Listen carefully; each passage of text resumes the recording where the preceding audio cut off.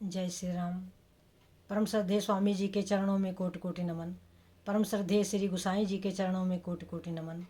अनंत कोटि ब्रह्मांड नायक परात्पर सर्वेश्वर प्रभु श्री रामचंद्र जी के चरणों में कोटि कोटि नमन। सभी प्रेमी भक्तों को मेरा बहुत बहुत प्यार, बहुत बहुत आशीर्वाद।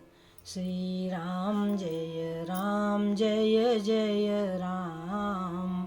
श्री राम जय राम, जय जय राम। मंगल मूर्ति मारुति नंदन, सकल मंगल मूल निकंदन। पवन तनय संतन हितकारी, हृदय विराजत अवध बिहारी। मात पिता गुरु गणपति नारद, शिवा समेत शंभु सुख सारद। चरण बंदी बिनमो सब काहू, देहु राम पद नेह निबाहु। बंधु राम लखन बय देही, जे तुलसी के परम स्नेही। जे तुलसी के परम स्नेही। श्री राम जय राम, जय जय राम। श्री राम जय राम, जय जय राम। तो सज्जनों, बंदो राम लखन बैदेही, और जे तुलसी के परम स्नेही। परम श्रद्धेय श्री गुसाई जी का कहना है कि भाग्यशाली कौन जिसको प्रभु की याद आ जाए। सीताराम चरण रति मोरे, अनुदिन बढ़ऊं अनुग्रह तोरे। भरत जी के विषय में श्री गुसाई जी लिखते हैं कि सीताराम चरण रति मोरे, अनुदिन बढ़ऊं अनुग्रह तोरे। तो सज्जनों, मांग भक्तों की यही मांग है कि प्रभु श्री रामचंद्र जी के चरणों में रति होनी चाहिए। और 9 प्रकार की भक्ति में भी प्रभु ने यही कहा है कि प्रथम भगति संतन कर संगा, दूसरी रति मम कथा प्रसंगा। जो प्रभु श्री रामचंद्र जी के गुण, लीला, तत्व और रहस्य है, यानी कथा का जो प्रसंग है, तो उसमें जीव की रति होनी चाहिए। दूसरी रति मम कथा प्रसंगा। और आखिरी भक्ति के विषय में प्रभु श्री रामचंद्र जी ने बताया कि नवम सरल सब सन छलहीना, निष्कपट भाव। निष्कपट भाव, किसी प्रकार का दिखावा होना नहीं चाहिए। किसी प्रकार का यदि कोई दिखावा है तो फिर समझ लो कि अभी हम बिल्कुल भगवान के नजदीक नहीं हैं। जो है, जैसा है, हम जैसे हैं, हमारा भाव जैसा है, हमने जो प्राप्त किया है, कैसे प्राप्त किया है, वो सब आपको बिल्कुल खुल करके बताएंगे। यह डगर है, यह मार्ग है, और जिस मार्ग से जो संत आते हैं उनको वही बताना चाहिए। बिल्कुल सीधा साधा सरल मार्ग है, इसमें कठिनाई है ही नहीं सज्जनों। कि कपट गांठ मन में नहीं, सब सो सरल स्वभाव। मन में किसी प्रकार का कपट नहीं होना चाहिए। कपट गांठ मन में नहीं, सब सो सरल स्वभाव। और नारायणता भगत की, लगी किनारे नाव। बस हम पार हो गए। और यही चीज श्री गोसाई जी ने अपने शब्दों में कहा कि नवम सरल सब सन छलहीना, मम भरोस ही हरख न दीना। ना तो हमें दीन होना चाहिए और ना हमें बहुत प्रसन्न होना चाहिए, क्योंकि ना तो प्रसन्नता रहने वाली है और ना तो हमारी दैन्यता रहने वाली है, दोनों नहीं रहने वाला। ना अमीरी रहने वाली, ना गरीबी रहने वाली, ना मान रहने वाला, ना अपमान रहने वाला, दोनों। तो जब कुछ रहना नहीं है तो कौन रहेगा? साधु रहो, साधु रहेंगे और राम रहेंगे और भगवान के भक्त रहेंगे। भगवान का नाम रहेगा, भगवान के भक्त रहेंगे और साधु रहेंगे, बस, यानी साधुता रहेगी। गुरु नानक देव जी कहते हैं कि कहु नानक नानक इह जगत में किन जपियो गुरु मंत्र। राम रह्यो साधु रह्यो और रहियो गुरु गोविंद। ओ कहु नानक इह जगत में किन जपियो गुरु मंत्र। किसने गुरु के मंत्र को जपा है? जिसने जपा है उसको सुख मिला है, उसको आनंद मिला है, उसको परम शांति मिली है। और परम शांति का मार्ग यही है सज्जनों कि हम संसार से कुछ ना चाहें। 8वीं भक्ति प्रभु श्री रामचंद्र ने सबरी को बताया कि 8वां जथा लाभ संतोषा। जो मिल जाए उसमें संतोष रखो। और सपने हूँ नहीं देखई पर दोषा। स्वप्न में भी दूसरे के दोष का ना देखे।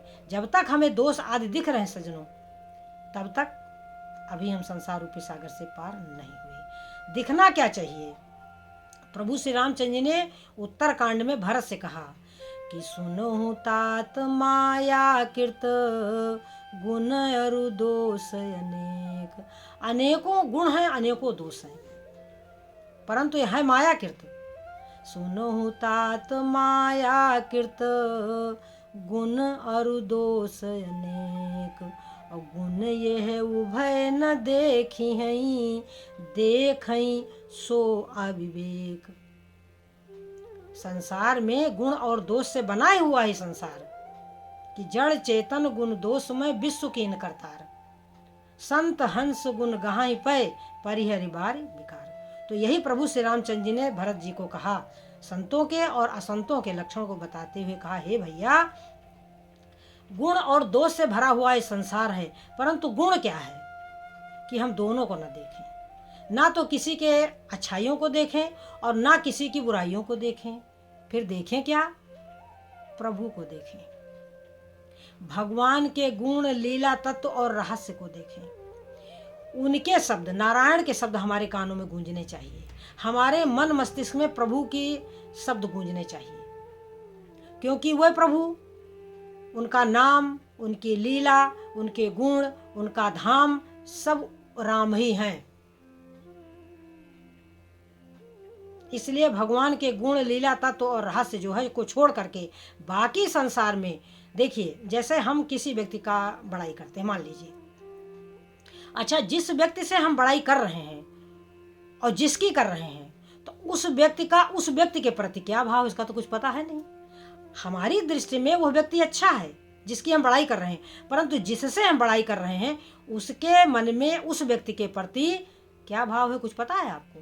क्या पता उसे बुरा लग रहा हो तो? और जिसकी हम बुराई कर रहे हैं, हो सकता है उस व्यक्ति का उस व्यक्ति के प्रति अच्छा भाव हो। तो बुराई करना और बड़ाई करना दोनों ही निरर्थक है। गुणवत्ता क्या है कि दोनों को ना देखें, केवल प्रभु की तरफ देखें। ये हमारी गुणवत्ता है। प्रभु श्री रामचंद्र जी का भजन करें और केवल राम कथा ही निरंतर, भगवान के गुण लीला तत्व और रहस्य ही हमारे, यदि हम अपना कल्याण चाहते हैं तो, यदि हम, क्योंकि भगवान का गुणगान करेंगे तो भगवान तो सबके हैं, भगवान पापी के भी हैं और भगवान पुण्यवान के भी हैं। भगवान से सबको प्रेम है, भगवान को किया हुआ सबको अच्छा लगता है, भगवान के आगे किसी की नहीं चलती सज्जनों। इसलिए यदि गुणगान करना है तो प्रभु का करें। अब समस्या यह है कि भगवान के गुण लिया तत्व को सुने कौन?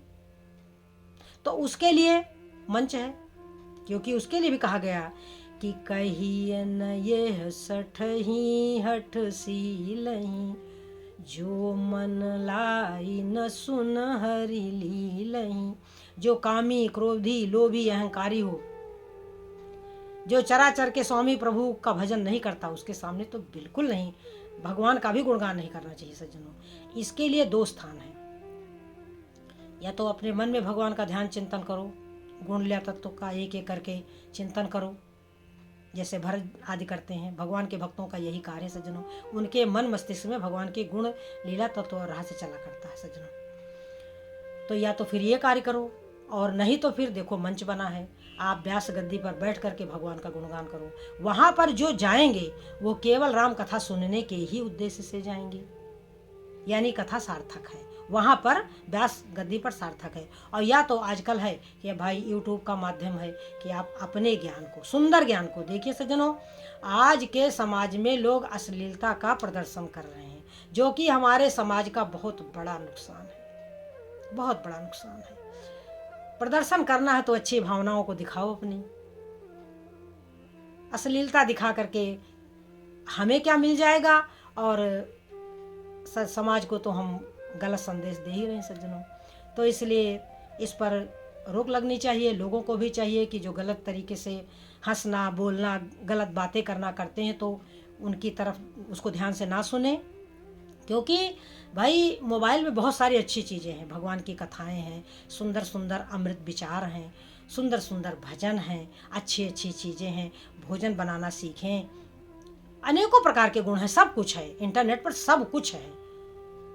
परंतु अश्लीलता का प्रदर्शन भी ना करें और देखने वाले उसको देखें भी ना, क्योंकि जैसा हम देखेंगे वैसी हमारी बुद्धि में आएगी वो चीज़। वो क्षण भर का मनोरंजन है, परंतु वो हमारे पूरे जीवन को बर्बाद कर देगा सज्जनों। इसलिए उद्देश्य क्या होना चाहिए? उद्देश्य हमारा होना चाहिए अपने कल्याण का, बस। यदि उद्देश्य अपने कल्याण का है तो फिर हम जीत गए सज्जनों। तो हमें छल कपट से दूर रहना चाहिए। नवम सरल सब सन छलहीना, मम भरोसा, भगवान पर भरोसा रखो और हर्षित ना हो और दुखी ना हो। तो सज्जनों ये चीज़ें जो है मानस में लिखी हुई हैं और तमाम धार्मिक ग्रंथों में लिखी हुई हैं सज्जनों। हमारे परम श्रद्धेय स्वामी जी ने तो अमृत बिंदु नामक एक पुस्तक लिखी हुई है, छोटी सी है, बहुत ही प्यारी, बहुत ही, एक एक शब्द ही अमृत है सज्जनों। कल्याण पत्रिका है, अमृत बिंदु है, उनकी साधन सुधा सिंधु है, और भी बहुत सारे ग्रंथ हैं, छोटी बड़ी बहुत सारी पुस्तकें हैं। तो यदि जो अपना कल्याण करना चाहता है, जैसे भक्ति योग, ज्ञान योग, कर्म योग के तमाम बातें लिखी गई, गीता को बहुत ही सुंदर तरीके से गीता के तत्व को उन्होंने प्रस्तुत किया सज्जनों। तो वे तो युग पुरुष थे, परम श्रद्धेय स्वामी जी तो युग पुरुष थे सज्जनों। हम लोग बड़े भाग्यशाली रहे जो हमें उनके दर्शन हुए और उनके शब्द, उनके पुस्तकों के जरिए हम तक पहुँचे। ये सब हम सबका बहुत ही सौभाग्य था। तो जो अपना कल्याण करना चाहते हैं तो कल्याण पत्रिका गीता प्रेस गोरखपुर से प्रकाशित होती है सज्जनों, उसको पढ़ें। और स्वामी राम सुखदास जी के, जय दयाल गोविंद का, स्वामी राम सुखदास, हनुमान प्रसाद पोद्दार, इन सबके भजन भाव और लेखनी बड़ी सुंदर है सज्जनों, बहुत ही सुंदर है। मतलब बिल्कुल निर्लेप है, निर्लेप, कहीं से उसमें विषय छू भी नहीं गया सज्जनों। इतना सुंदर रामचरितमानस का विवेचन, इतना सुंदर गीता का विवेचन, तो बहुत ही सुंदर लिखा है सज्जनों। तो वहाँ तक हमारा मन, वो चीज़ हमें प्रिय लगे, अच्छी लगे, तो समझ लो कि हम सब बड़े भाग्यशाली हैं सज्जनों। होता क्या है कि हमारा जो मन है वो मनोरंजन में फंस जाता है सज्जनों। हमारा मन जो है वो मनोरंजन में फंस जाता है। देखो, प्रभु श्री रामचंद्र जी जब वाल्मीकि जी के आश्रम में गए तो क्या बोले? सबसे पहले तो हमारे वाल्मीकि जी बहुत प्रसन्न हुए सज्जनों। वाल्मीकि मन आनंद भारी और मंगल मूर्ति नयन निहारी। नेत्रों से मंगल मूर्ति प्रभु राम लक्ष्मण सीता का दर्शन किया है। और उसके बाद हमारे प्रभु श्री रामचंद्र जी कहते हैं वाल्मीकि से कि तुम त्रिकाल दर्शी मुनि नाथा और विश्व बदर जिमि तुम्हारे ही हाथा। तुम त्रिकाल दर्शी मुनि नाथा और विश्व बदर जिमि तुम्हारे हाथा। कह रहे हैं प्रभु कि हे मुनिवर, आप तो त्रिकालदर्शी हैं और जो संसार है वो बेर, बदर माने बेर, जैसे हथेली पे रखा हुआ बेर, यानी आप सब कुछ देख सकते हो, इस सृष्टि में जो कुछ है जैसा है वो विश्व बदरजी में तुम्हारे यहाँ था। ऐसा कह करके प्रभु ने सारी कथा कैकेयी वाली बताई कि कैसे कैसे माता ने उनको वन भेजा। और इसके बाद प्रभु कहते हैं कि आपके दर्शनों से आज हमारा परम कल्याण हो गया है, हमारे नेत्र सफल हो गए हैं। अब आप जहाँ आज्ञा दें वहाँ पर हम अपनी परम कुटी बनाएं। अब जहाँ राउर आयस हुई और मुनि उद्वेग न पावे कोई। जैसे ही यह बात कहते हैं प्रभु श्री रामचंद्र जी वाल्मीकि जी से, वैसे वाल्मीकि जी क्या कहते हैं कि हे राम, तुम ऐसा कैसे नहीं कहोगे? क्यों? क्योंकि तुम तो वेद मार्ग को पुष्ट करने वाले हो। वाल्मीकि जी कहते हैं कि राम, तुम वेद मार्ग को पुष्ट करने वाले हो। क्या कहा वाल्मीकि जी ने? वाल्मीकि जी कहते हैं कि सुरति से तु पालक राम, तुम जगदीश माया जानकी। तुम वेद मार्ग को पुष्ट करने वाले हो। जो सृजति जग पालति, हरति रुख पाई, कृपा निधान की। यानी जो सीता जी हैं वो कौन है? आपके इशारे पर ये सारी सृष्टि की रचना कर देती हैं। जो सृजति जग पालति, हरति रुख पाई, कृपा निधान की। और जो लक्ष्मण जी हैं कौन है? जो साहस शीस यही समहि धरि, लखन सचराचर धनी। सुर काज धरि नर राज तन चले, दलन खल निश्चरयनी। तो ये कौन है? ये साक्षात शेष जी हैं लक्ष्मण। और ये सीता जी कौन है?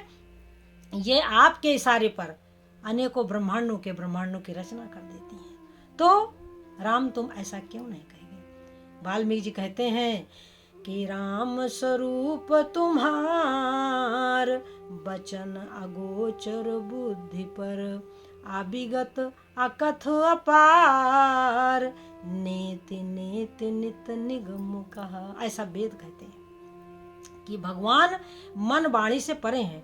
राम स्वरूप तुम्हार, बचन अगोचर बुद्धि पर, बुद्धि से नहीं जाना जा सकता, उसको कोई जान नहीं सकता। अविगत अकथ अपार, उसको कहा भी नहीं जा सकता। ऐसा वेद कहते हैं।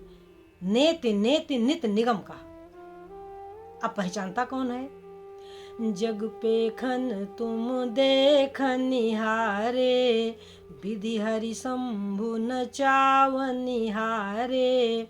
तेऊ न जानहि मर्म तुम्हारा, और तुम्हीं को जान निहारा। ब्रह्मा विष्णु और महेश भी तुम्हारे बारे में नहीं जानते। ये जो दृश्य जगत है इसको तुम देखने वाले हो। जग पेखन तुम देख निहारे, तुम दृष्टा हो, देखने वाले हो। और ब्रह्मा विष्णु महेश को भी नचाने वाले हो। तेऊ न जाने मर्म तुम्हारा, वह भी तुम्हारे मर्म को नहीं जानते। अवर तुम्हें को जान निहारा। अब जानता कौन है?